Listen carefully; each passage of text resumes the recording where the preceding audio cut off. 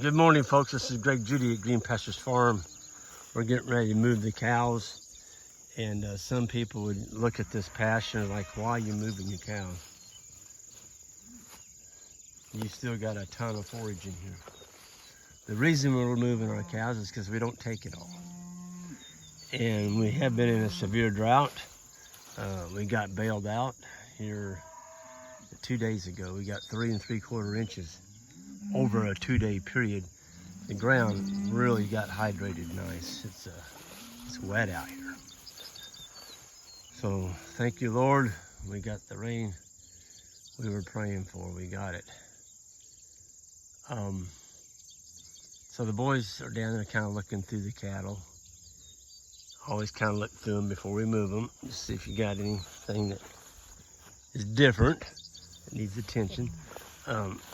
This is our last piece on this farm, right over here.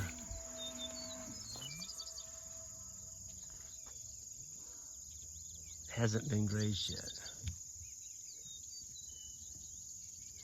But the boys and I came in here last night on pasture. We didn't get the cattle up in a corral. And we sorted off 10 cow-calf pairs and a bull and 2 steers. And we did it all with a piece of poly wire. You know, we're talking about April, May. Well, no, those wouldn't be, they were June born calves. So what we're doing is we're moving all of our calving to April, May, and the cows that were later calving in June, we got those sorted off, and yeah, we're gonna have a few more that were actually, these particular pairs were not auctioned off, they were private treaty. But we're gonna be having some more, probably be posting those next week. And these are some really nice 3rd period bred. There's 2 groups. There'll be some 3rd period bred. I think there's 9 of those. And then there was, I don't remember. Yeah, I think 4. 4 2nd period bred. So those would be fall calving cows. And they are beauts. I mean, they're fat, really good body condition. Some of our better cows in the herd. But, you know, we're focused on trying to do all April, May calving. And so that's what we're doing. But look at the ground litter they put on the ground. They trampled that. And here's where they're going this morning. Yes, I know it's all got seed heads on it. But folks, there's a lot of green down in there. And there's this, the Korean Lespedeza.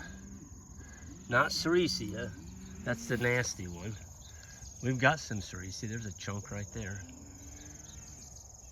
And there's a pretty good chunk right, you can see the green over there, that's coming from the road ditch. Thanks to the road ditch, we got Sericea on some of our farms. But you know, we're not gonna come in here and just spray everything and get rid of it. Well, look at this, look at my boots. And the lace is wet. I think there's a mushroom growing down in there. Look at that.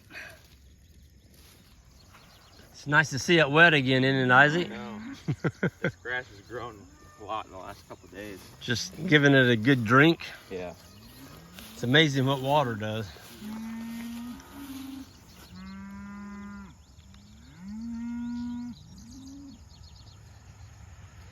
Well, here they come. This farm we're pretty fortunate on. We've got a pond on one end of it, and I have a above ground water line just run underneath that fence down there. All it is a 3/4 inch. It's polyethylene, and it's been in play now for, oh gosh, I put that in 2001. So it's been in there a good while.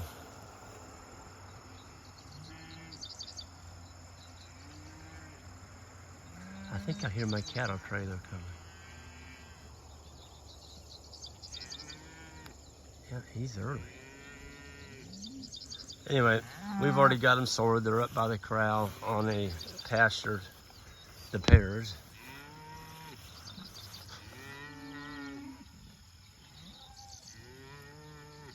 There's a calf over there running down the fence line on the wrong side of the fence.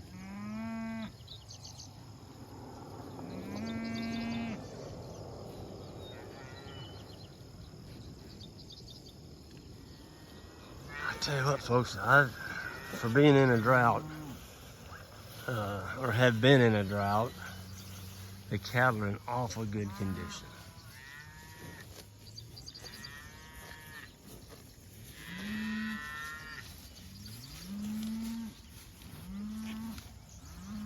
Just goes to show you, you got to trust your grass.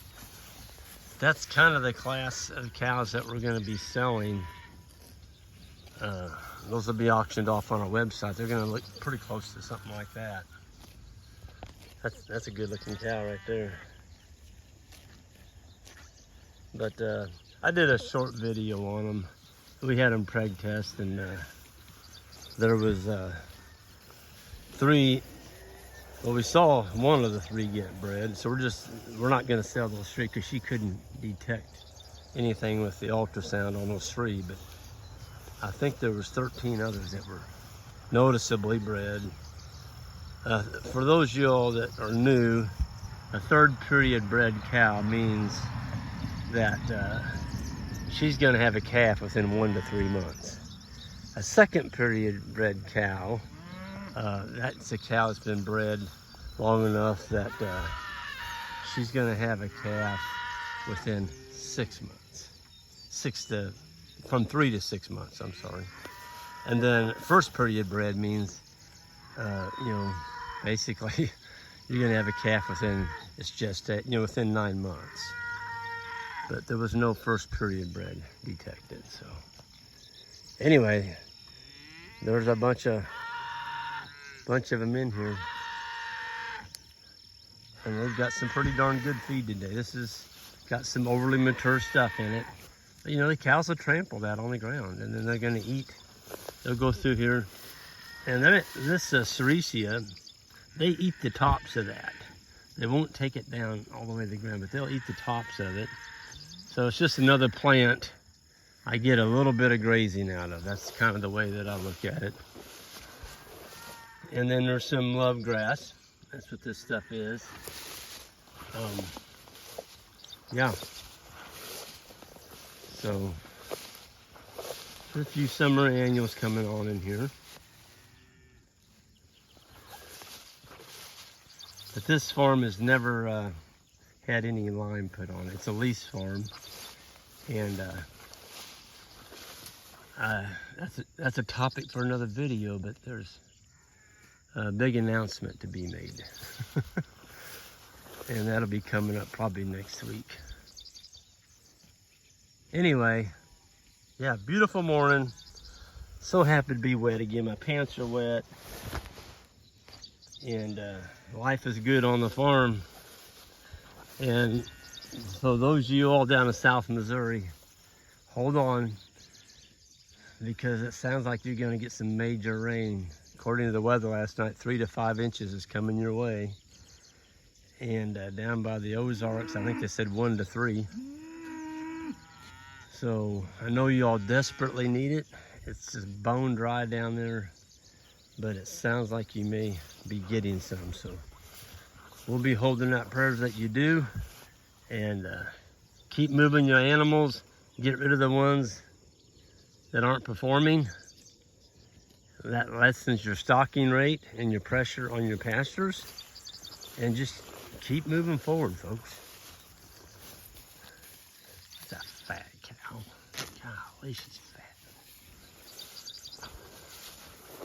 I like fat cows. Tells me they're doing good. I'm not sure what this plant is right there. It could be Indian. No, it's not Indian grass. I'm not sure what that one is. Probably it's just some type of summer annual, but I'll take it. I can tell you it's very palatable. Our manure pats are looking really good. So this is where we had the cattle last night when we sorted. You can tell They nailed this area pretty good. But we were sorting right here, and so they really stomped it. But this will be probably some of that most palatable forage when we return, so it got the most impact. The boys are moving the water. Very lucky, we got that pressurized water right there. Man, it's good water. We are very fortunate that we have a water district. They're a good one. I'm gonna give a plug to them. They do a great job. They are unbelievable. Public Water District 10. Good job, folks. You're really doing a tremendous job. And you know, water districts vary on the price of their water. We have another farm over here north of us that we own, and years ago I put a meter in over there. We had bucking horses. That's the first year that I got the rodeo horses, and we didn't have any water over there. And later on I did build a pond, but that first year I put them horses on that water district. I'm not going to tell you which one it was, but it just about bankrupted me.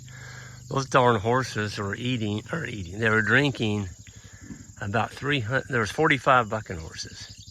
And in 1 month, they were drinking about $300 to $350 worth of water a month. And I'm like, oh, I can't do this. So quickly built a pond, one of my $1,000 ponds, and we've never had public water over there since. The meter's still there. And they warned me if I took that meter out that it was going to cost a lot of money to put it back in. And I said, well, it's costing me a lot of money to keep it in. I said, take it. So the meter's still over there. I don't have to pay it because they took the meter out. But before you go hooking on to public water, you need to go figure out, ask them what their cost is per 1,000 gallons and calculate out what it's going to cost you. Because, you know, a cow's going to drink on a hot day, you know, a 1,000-pound cow's going to drink 15 to 20 gallons a day. So multiply that times 30 days, times how many head you have, you can tell what your water bill is going to be before you hook on to it. You know, if it's going to be $300 to $500 a month, you need to build one of those over there. You get you a pond. Okay. But pressurized water, golly, it's a tool. It really is. You can push it, and public water especially, you don't have to have a pump.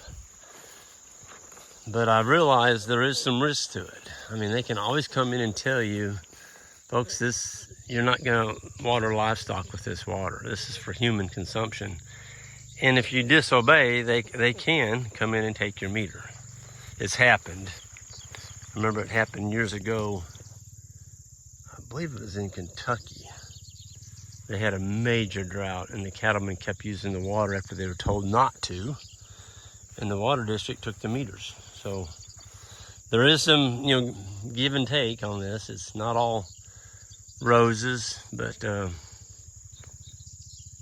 yeah. Thank you for the rain. Man, it just feels different out here, you know? Having everything soaked and not quite the dry, bleak that you get when you go every day without something. But we're gonna get together here. We got our livestock guys should be here any minute. That's just a pretty view there in the morning. Nothing's really balling. The boys just got the water set up, and they're good for half a day. Folks, y'all have a good one, and we're gonna see y'all down the road. If you're on the fence on that grazing school, Jan's filling it up. So don't wait too much longer. It's probably gonna be filled up. It's the only one we're having this year. It is the first week of September. You can go to our website, greenpasturesfarm.net, if you're interested in learning how to set up a profitable regenerative grazing operation. Have a good one, folks.